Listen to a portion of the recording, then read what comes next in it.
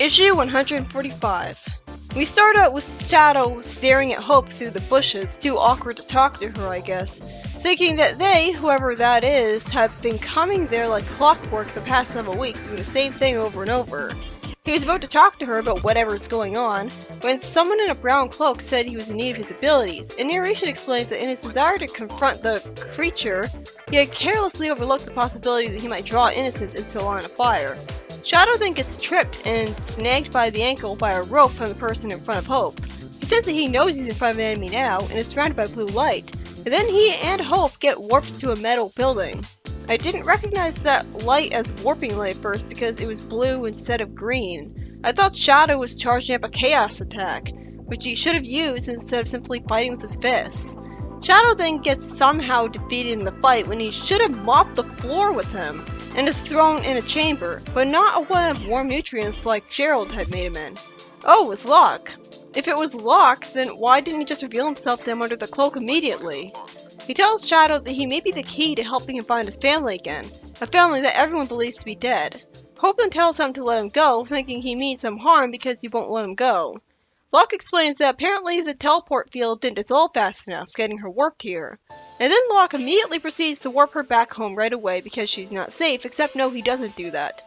Instead, he keeps talking to her, provoking a traumatic flashback in Shadow as he goes berserk on him, thinking that he's gonna hurt the girl who looks like Maria, because the only time he saw someone other than Gerald interact with someone looking like Maria, he saw that person kill her. So naturally, he's terrified that happening again.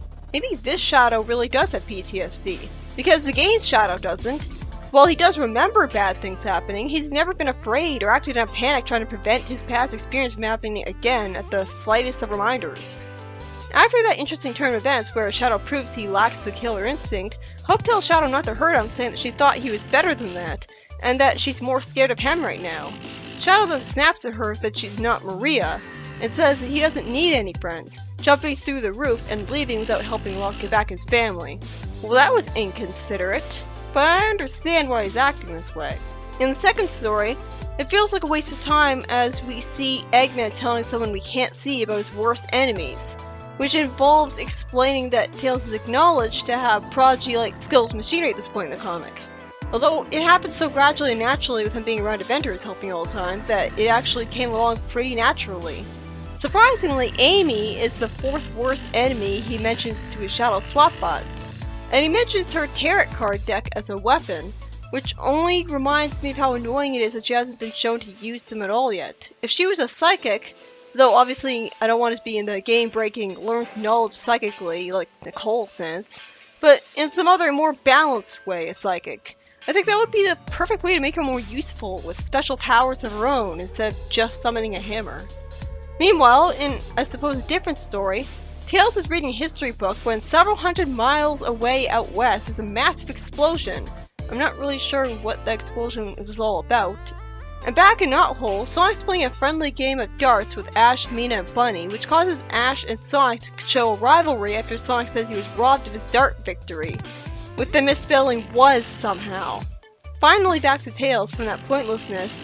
Tails is surprised because he thinks to himself that he always thought the kingdom relied less on technology to avoid being like Robotnik. That would be very stupid of them. He goes to Rotor and Tommy, the former who says that a single seismic event with no aftershocks in the middle of nowhere happened, exerting enough force to potentially do serious damage to Knothole. Tails gets annoyed that Sonic and Bunny are said to be better for handling the threat, and he needs Rotor to tell him that while they're freedom fighters, they're not the ones to lead the charge. They're the brains, who provide the support. Tails then nervously asks Sonic if he's got any plans for the next few days, and Sonic goes to the airship with stuff like a music player and nutrients. Oh good, Tails actually did come to the airship with them, after we see Sally reveal in her thoughts that she's well aware she still inexplicably loves Sonic. The story ends with Eggman saying that he discovered the prototype from Gerald's data files. So was Shadow the one who made that seismic explosion? Was he just mad? Because otherwise it doesn't make any sense. The first story was by Ken Penders, the first story in a very long time by him that's not a Knuckles story. And I really loved it by the end because Shadow's reaction, thinking that Locke was going to hurt Hope, was very realistic of a reaction for someone traumatized by Death Maria. He went into a panic, not wanting her to get hurt, and attacked, and then left instead of befriending Hope because she wasn't Maria. It was irrational behavior that makes perfect sense for him. And I love this interpretation of his character. It's how the game should have handled it. I also like how he talks all formally. It makes sense. He's not portrayed as trying too hard to be cool, like a moody teenager, like a character only used for fan service. He feels like his SA2 self. It really is a shame Locke couldn't get his help though. You'd think he'd be able to relate to his problem a little, what with losing family and all. The second story by Carl Bollers was totally pointless because we already know who Eggman's enemies are. And if anything, it just raises a huge question. Why wouldn't Eggman have knowledge of his worst enemies already programmed into his new robots? This story logically shouldn't even exist because he shouldn't need to waste time doing this with every new batch of robots. And the final story, also by Ken Penders, is just a story leading into one where stuff actually starts to happen. As Tails wants to go along with Sonic, naturally not wanting to squander his talents being support just because he's smart, and he and Sonic go on the airship to find the source of the explosion. It was sweet of Sonic to let Tails come along. I thought he wouldn't because we kept past him potentially saying yes. It was alright, but it was just the beginning of a story, and you can't really judge much about a very beginning of a story where not much really happens.